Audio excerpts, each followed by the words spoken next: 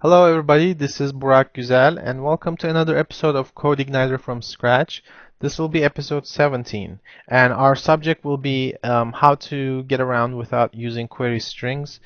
If you have done a lot of PHP programming, you know you use query strings and the get array quite a bit.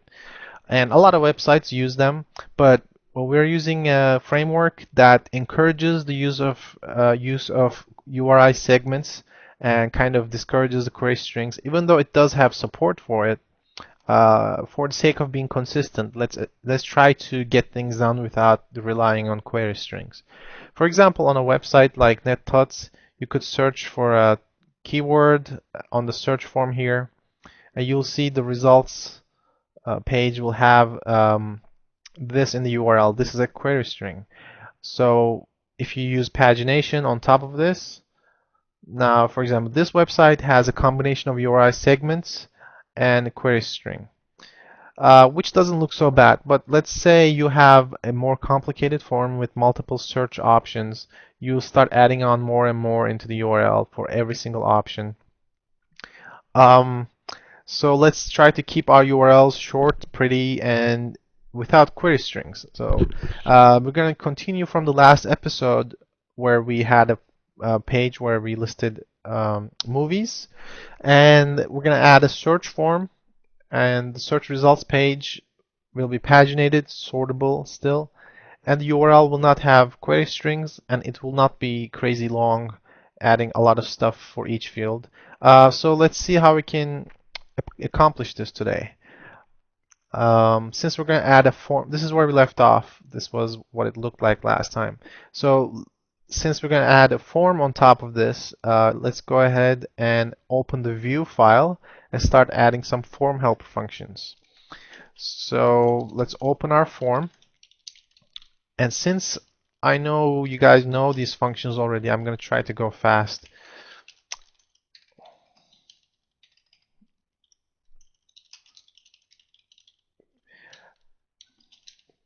So I'm pointing the form to a controller method search, which doesn't exist yet. And let's have an input field inside of a div with a label. And let's call it title so that people can use this field to search for movie titles. And have a form input below this. I'm gonna have the name of title, the default value. As usual, we're gonna use the set value function, so it displays the value that user just submitted, and it will have an ID of title to match the label. Now let's have a second type of input here, and let's make it a drop down. So we're gonna have category search. Categories are preset, so there's only a set number of categories, which makes the drop down option suitable. Category, and we need to have a second parameter here for the category options, and I'm just gonna put a variable here that doesn't exist yet. So we're supposed to carry every single category from the database into here, make it use that for building the dropdown.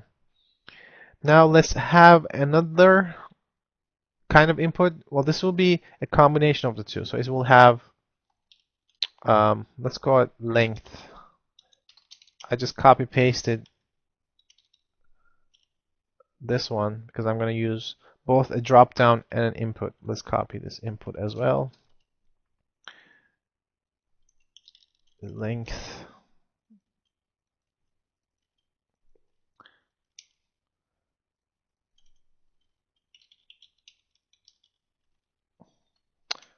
I'm going to explain what this is in a second. So we're going to have a field called length. It will have a drop down, and the drop down options will be like less than, greater than, equals, and then there will be an input for the length. So you will be able to search for movies that are, let's say, more than 100 minutes long. Um, and the values here will be, let's start with greater than, then greater than or equals. These are just the standard comparison operators, and have EQ for equals, less than or equals to as that, LT, or less than.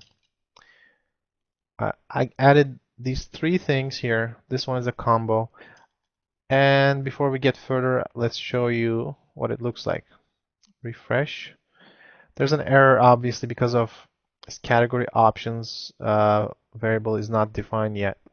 So we have the title, we have the category. This will be a drop down with categories. Then we have length, and length with these comparison operators and a number you can enter in this field. So you can search by a range of some sort. So let's populate this category options, or before that, let's add a submit button. So the form is complete. Form submit. Let's call it action. And a little bit of CSS for these labels.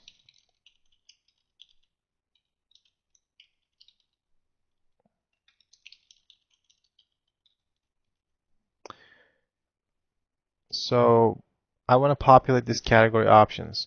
And the best way for that is go to the controller, and towards the end here, I'm going to pass it category options. And I want to obtain it from the model, because it's going to require some database operations. Film model category options.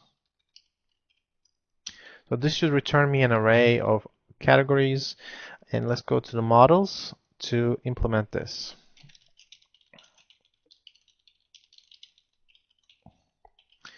Now in the database there's a table called category, and it has all these categories, and we're going to search the film list table with these categories, and we're going to search by this text name of the category because there's no category ID, just a full category name. So in the category table, I only am interested in the name. I'm not interested in getting the IDs. So let's write the query. A simple select name from category and get the results. And stored in a variable called rows. So I'm going to return an array. So let's write that line first. Category options. This will be the array I'm going to return. And to populate this, I'm going to start with an array that has a blank option, because by default I want the drop down menu to have a blank option, and after that blank option I want to add the other options. So go through the rows by just using for each, and the index will be the category name, and the value also will be category name,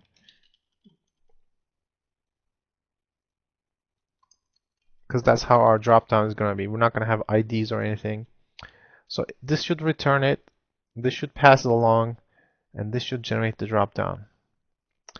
If you refresh, you'll see the form is done. Inputs are here, categories are displaying, the length comparison is displaying, and you can put a number here.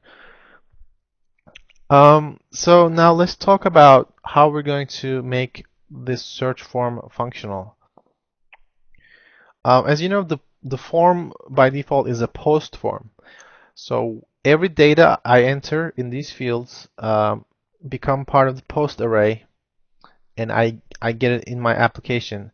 So this goes to films/search. So it will be in this films controller a method called search. So everything comes here, And here I have access to these form fields data that was posted. And now I gotta perform the search on the table, get the limited results from based on the search, and I want to have pagination. That means these links have to carry those with them. So the links have to know that which data was submitted in the form. So how do we do that? You can either use query strings or you can use some tricks to get around it. And for example, if you're using URL segments, you can try adding more and more segments, and each segment representing each field of the form. But that just gets worse and worse the bigger the form is. So we're going to have something else. I'm going to call it query ID. So it will be part of the URL, and it will come right after film/display/ some ID number. So this number will represent what data was posted. So this number will also be in the database. That's how it's going to point to that form data. And that form data will be saved just like a query string in the database. So we'll have a table that contains two columns. One is the query ID and one is the query string. So for every different performed search, there will be a different row, and that search will be represented with that ID number in the URL. And that way we can keep carrying that number on the pagination links, so it just keeps going, and you can send the link to somebody else, and then when they click the link, they can see the same search results because now it remembers what the form fields were based on that ID number called query ID. So I'm gonna start adding this field or this URI segment in the controller. I'm gonna have it as the first URI segment. So I'm inserting it here, query ID, and give it a default of 0. And I'm going to assume 0 means no query. So it's the default page, no form submission when it's 0. So then what I need to do is for the display part of it, I have to get that ID, get the corresponding data, and pass that data to the model's search function so that it searches based on that. So if I, for example, chose action as a category, that array would have a value of category action that will go into the search function, and then the search function will query the database only searching for those movies. So this is going to take several steps. So let's get started by implementing this search function first. To get the posted form values, as you know, we just use this input post, and let's say we're fetching the title field. We do that, but let's build an array with all the form fields values. So I'll call it query array equals array, and here have, let's say, title equals this, and do the same for all the other ones. So we have category in the form, we have the length comparison drop-down field, and we have the length field.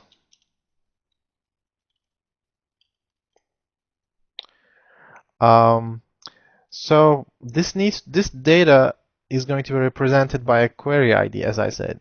So I have to turn this data into an ID, query ID. And once I do that, I can redirect the user to film/display/ that query ID. So what's going to generate that? What's going to do all that work? Since we already have an input library in the CodeIgniter, we can just expand on it. We don't have to create a new library. We don't have to create models, controllers. We can just extend the library and make it do these things for us. So I'm going to eventually extend the library, and in the input library, I'm going to have a function called save query. So it will take that data, save it to the database, and return the ID for that row. So that is represented in the URL, and we go back. When the redirection happens, now this has a query ID based on the search, and we gotta load that data from the database. This input again could have a function called load query, and based on that query ID, we can just fetch it from the database. And I'm not going to return it as an array. I'm actually going to load it into the get array. So the get array is, as you know, the query string array. So all that data will almost behave like part of a query string that actually doesn't exist, but it will act like it exists. So we have to implement it that way. Here I can copy paste this. Okay, after we loaded it, we can build the array again, the query array. And instead of this input post, I'm going to use this input get. Again, I'm just doing this without having implemented all this input library stuff. This is my goal. So I want to have the query ID in the URL, and based on that, I want to build a virtual query string. So now I can start accessing it by using this input get title, this input get category.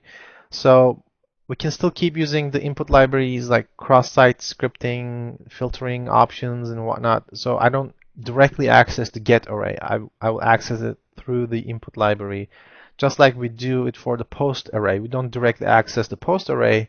We go through the input library so that if there's any filtering or form validation stuff being done, then it goes through the proper places. And finally, that query array should get posted or sent to the film model search function so that it searches the database based on that array. Now, let's start implementing all this stuff that we assumed it's going to work, like the load query function and save query function. Let's start by implementing the save query. So since we're expanding on the input library, go into your applications libraries folder and create a new file called my input. Now this is how we extend a library, a core library.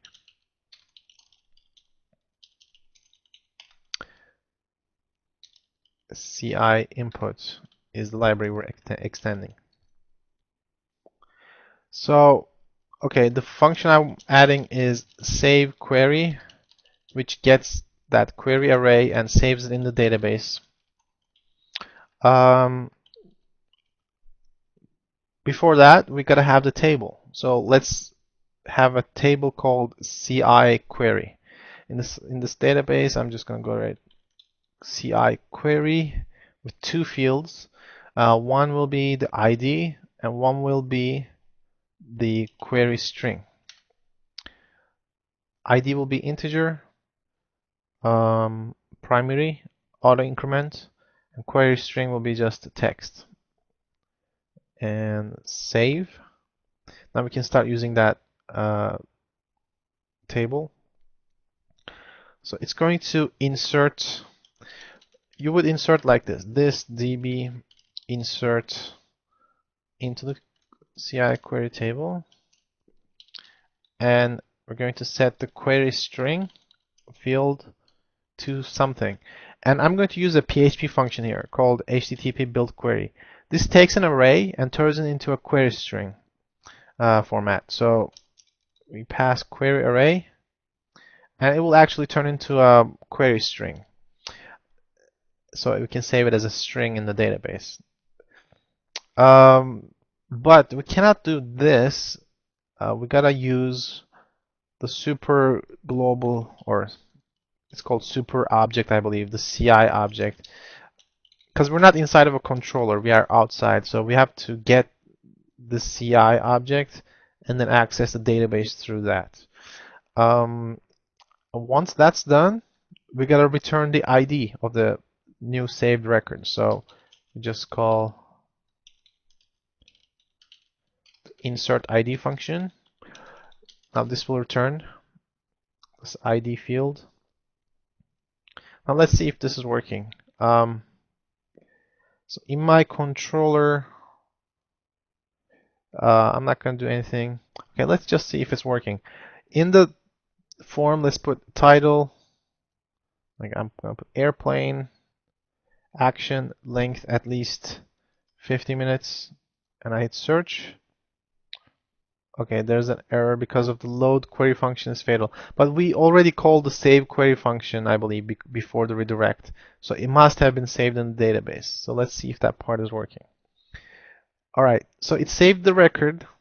The first record is ID1. I'm going to look at the whole text. And as you can see, it formed a query string because of the HTTP build query function. This turned the array into a query string.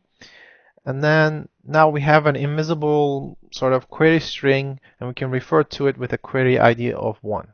And then we can keep carrying this ID and have access to this query string and use that in the search results. So saving is done. Let's do the loading part. Load query.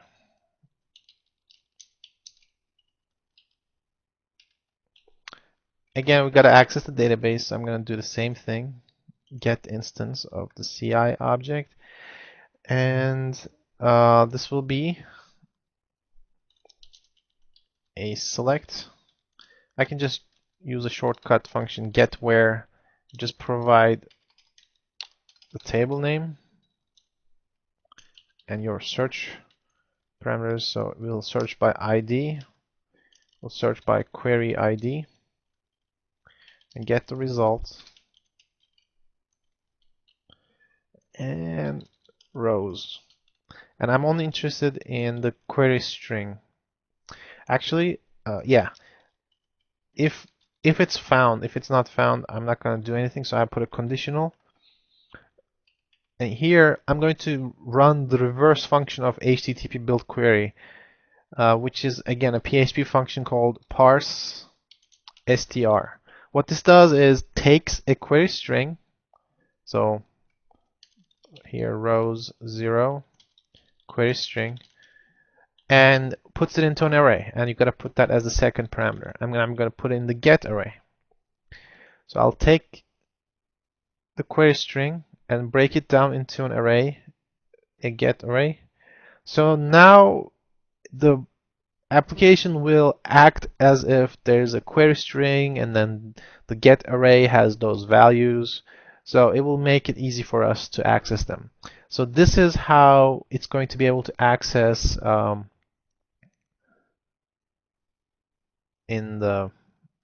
here it's going to be able to do this input get and access the get array and get the data. Let's refresh this. There's an error. Oh, it's because of the change we did here. So now I assume the query array is being populated properly. So I'm going to test that. I'm just going to put a print r query array just for debugging and return, refresh. You see the query. So based on this query ID of 1, we can make more of them. Like I'll put another test comedy 1, 2, 3. Now the query ID becomes 2. So based on this ID, it loaded the query string and it put it in the get array, and then we populated this query array, and then the query array contents are right here. So far it's working, and now we're passing it to the search function, and we're going to make the search function use those. So go to the model. In the search function, we're adding that parameter, It's called query array again. Now we have two queries. One was for getting the results, one was for getting the total count. And we gotta add some conditions to both of them. Here, after we do select from, limit, order by, and then we can start adding the where clauses. Unlike regular SQL, you can add the where clause after putting limit, order by. It doesn't matter as long as you do it before calling get. So if you do, like, let's check for title. So if there was a title, this should be brackets. I'm using strlen because if, instead of isSet, because the array index might be there, but it might be empty. So I'm just going to check for if the string has anything in it. So if the query array title has anything in it, I'm gonna search. I'm gonna put a like instead of where because I want to have a flexible search. So I'm gonna search the title column with that. Similarly for category, let's copy that. So if the category was searched for, we search the category. This time we can put where instead of like. Category. So the next thing was length. So if there's a length, this will be a little more code. It will be a where. And it will do the length field, but it will also have an operator. So, normally it would be something like greater than equals, comma, and the value. But this will be the operator that's also being passed in the form. So I'll just call it operator. And the operators are, it's actually the same array as the one in the view, this array. So use that. Because the values that are passed are like GT, GTE, EQ, we gotta translate them into the actual operators. So the operator is basically operators and that value, which is length comparison.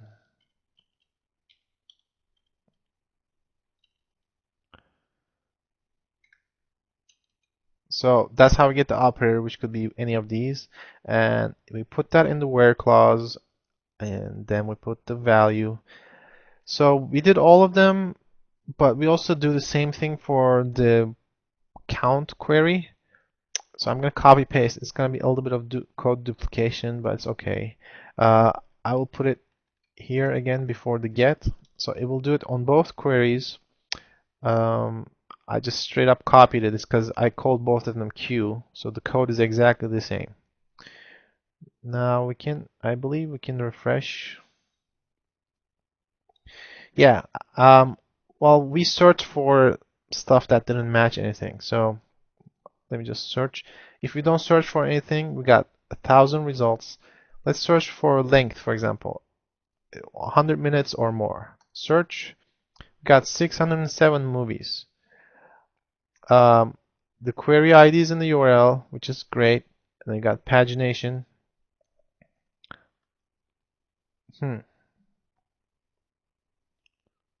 Oh, we gotta fix the pagination links, I believe.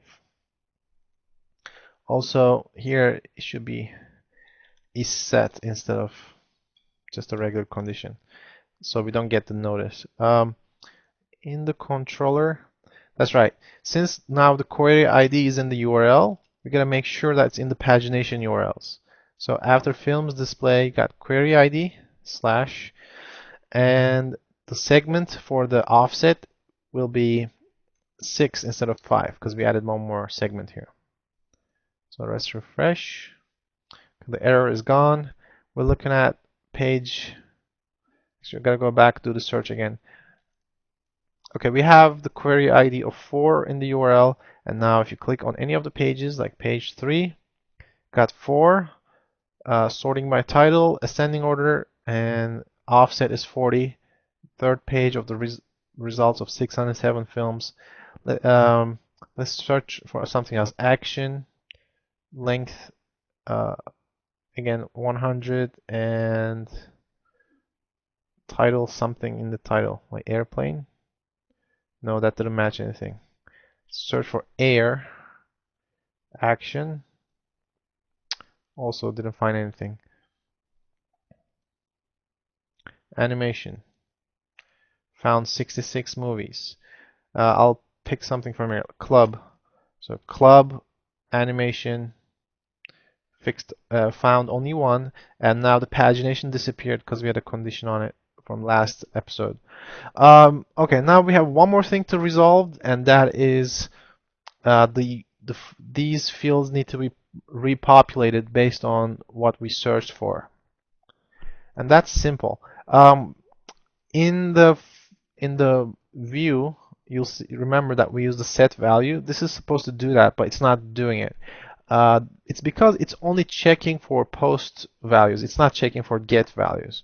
So what I'm going to do is extend the helper. So if you go into the helper, create a new file called my form helper, and we can add code to fix that. Go into the system folder, look at the helpers and form helper, and here you should find the set value function. I'll copy paste that. Okay, so what we're doing is we extended the form helper in our applications helpers folder, and I'm going to override this function. This function is responsible for getting the input that the user entered, but it's only checking the post array. So I can change this code a little bit. First, let me rewrite this code. It says if it's not set, just return the default, otherwise then check the post. I can reverse that, so saying if it is set, return that, otherwise return default. And we can add an additional one here. If it's set in the get array, return that. So now we have an extra condition. It will check both post and get, and otherwise it will fall back to the default. So now that we overwrote this, or extended this rather, if you refresh, you'll see the stuff is here again. So let me do another search. Games, at least 60. Search. I got 60 results. The form fields are populated correctly. The pagination is working. I can even sort the results by, well, sorting is not working. Okay, that's one more thing you gotta fix. That's in the view again. Again, we changed the URL structure, so we gotta change these links. We got films display. This was the links for the cells here, the header cells. So I gotta add the query ID in the link here. And since this is the view, the query ID has to be passed from the controller. I'll actually do it on top somewhere. Data query ID. Okay. Let's go back, refresh the results. Now I got results. I can click this. Now the results are sorted. and I can paginate. And as I click the pages, it's still preserving the results, preserving the sorting, preserving the form inputs. So now you got a nice searchable form with pagination, with sorting, uh, and the URL is not messed up. All it has is this one extra field that represents the query ID. In this case is like 9. So in the database, if you browse your CI query table, you can see that this ID of 9 has that query string. So it's sort of hidden from the user. So now you have nice URLs that don't have too many parameters. Even if you have 20 form fields, you will still have only one ID to represent your search parameters.